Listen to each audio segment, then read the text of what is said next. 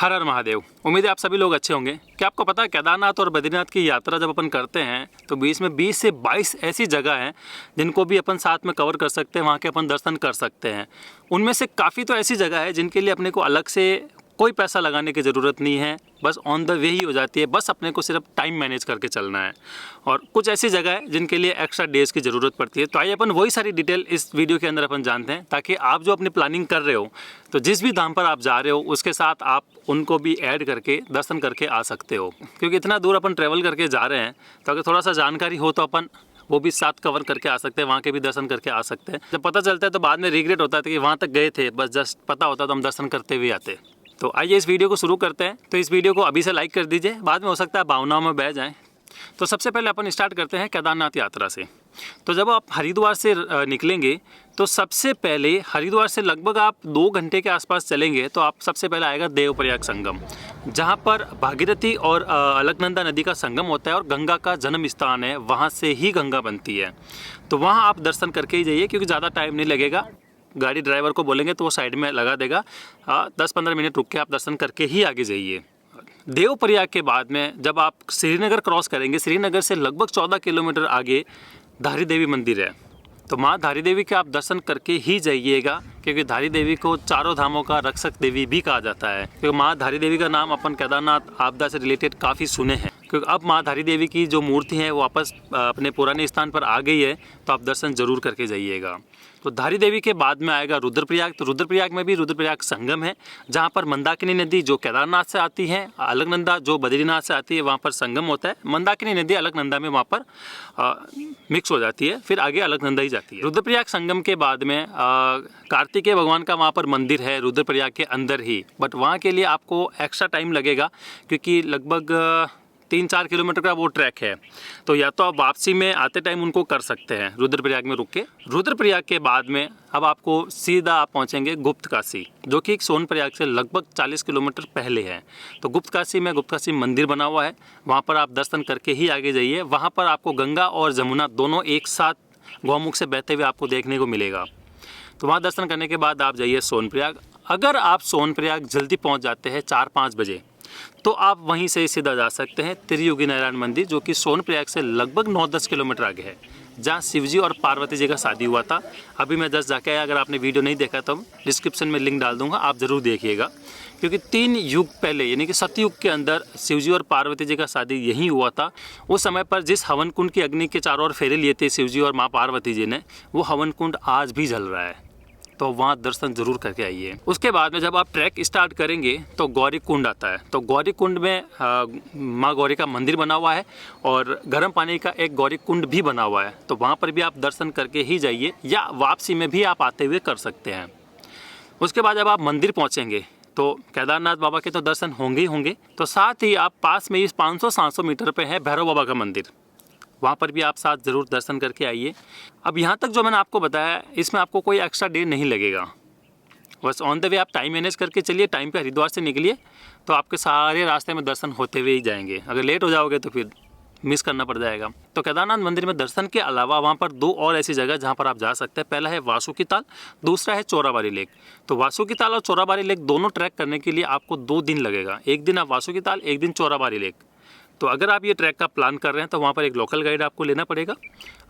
कोई भी local person चल लेगा, क्योंकि उसके बिना आपको परमिशन नहीं मिलेगा, क्योंकि आगे कोई ट्रेल नहीं है, बस ऐसी पहाड़ों पे चलना है। तो बिना उसके अपन जा नहीं पाएंगे, मतलब परमिशन ही नहीं मिलेगा।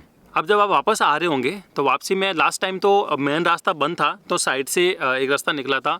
तो वहीं पर ही ओम कुंड बना हुआ है, ज़्यादा दूर नहीं है। एक आप देखेंगे तो जो सीढ़ियाँ चढ़ती है, जब मिड में आ जाते हैं तो एक बड़ी सी नई बिल्डिंग बनी हुई है। नई बिल्डिंग के जस्ट पास में से एक रास्ता जाता है, जैसे सामने जाएंगे आपको ओम कुंड दिख जाएगा। मतलब जहाँ पर बोलते हैं ना हर हर महादेव बोलने से बुलबुले आते हैं, तो उनका नाम अलग अलग है। मैंने कहीं ओम कुंड भी पढ़ा था, कहीं पर और भी है। तो मतलब वहाँ पर बुलबुले उठते हैं। तो आप भी वहाँ जाके दर्शन करके ही आप आगे नीचे की तरफ आप निकलिएगा। और जब आप वापस आ जाएंगे सोनप्रयाग में, तो सोनप्रयाग से नेक्स्ट डे जब आप निकलेंगे, चाहे आप चौपटा जा रहे हैं या आप बद्रीनाथ जा रहे हैं, या अगर नहीं भी जा रहे हैं, अगर आप ऋषिकेश भी वापस आ रहे हैं, तो आप सोनप्रयाग से लगभग 1.5 या 2 घंटे की दूरी पर ही है ऊखीमठ मंदिर ओमकारेश्वर, जहाँ पर शीतकालीन पूजा होती है केदार बाबा की। तो वहाँ पर आप दर्शन करके जरूर जाइए, क्योंकि वहाँ पर पंच केदार की शिवलिंग के दर्शन एक साथ ही होते हैं। साथ ही कृष्ण भगवान के जो पौत्र थे अनिरुद्ध और उषा का शादी भी वहीं हुआ था, तो वहाँ पर वो भी मंडप बना हुआ है। तो वो आप दर्शन करके आगे के लिए आप प्रस्थान कर सकते हैं। अगर आप चौपटा के लिए जा रहे हैं तो वहाँ पर तुंगनाथ बाबा के दर्शन हो जाएंगे। तुंगनाथ बाबा के दर्शन के साथ ही 1-1.5 किलोमीटर ऊपर है चंद्रशिला, तो चंद्रशिला के भी दर्शन हो जाएंगे। चौपटा से नेक्स्ट डे जब आप बद्रीनाथ के लिए निकलेंगे तो इसी रास्ते से जब वापस ये तो लिंक रोड होती है जो चौपटा वाली है, जब मेन रोड से जब मिलेंगे उससे थोड़ा सा पहले आता है गोपेश्वर मंदिर। अगर आपके पास टाइम एक्स्ट्रा है तो आप गोपेश्वर मंदिर जाके आइएगा, दर्शन करके आइएगा। हो सकता है कि आप वहाँ पहुँचते पहुँचते लेट हो जाए, क्योंकि गोपेश्वर मंदिर के लिए थोड़ा अंदर मार्केट में जाना पड़ता है और रास्ता सीधा बाईपास से निकल जाता है, तो ये आपके टाइम के ऊपर डिपेंड करेगा। उसके बाद में जब आप गोपेश्वर मंदिर से थोड़ा आगे निकलेंगे तो रास्ते में आएगा गरुड़ गंगा, तो गरुड़ गंगा के भी दर्शन करते हुए ही आप जाइएगा, ऑन द वे ही है, अच्छा लगेगा आपको। और गरुड़ गंगा के दर्शन करने के बाद में जब आप आगे जाएंगे तो आगे आपको मिलेगा जोशीमठ। जोशीमठ में है नरसिंह भगवान का मंदिर। बद्री विशाल का शीतकालीन पूजा यहीं पर होता है, जब कपाट बंद हो जाते हैं तो डोली यहीं पर आती है, तो यहाँ पर भी आप दर्शन करके आगे निकलिए। फिर आप पहुंच जाएंगे बद्रीनाथ, तो बद्री विशाल के दर्शन कीजिए। बद्री विशाल का दर्शन करने के बाद अगर आपको उसी दिन टाइम है तो उसी दिन, नहीं तो आप नेक्स्ट डे मॉर्निंग में आप चले जाइए माना विलेज, जो कि इंडिया का लास्ट विलेज है। ज़्यादा दूर नहीं है, 3-4 किलोमीटर ही है, ज़्यादा से ज़्यादा 5 किलोमीटर होगा, इससे ज़्यादा नहीं है।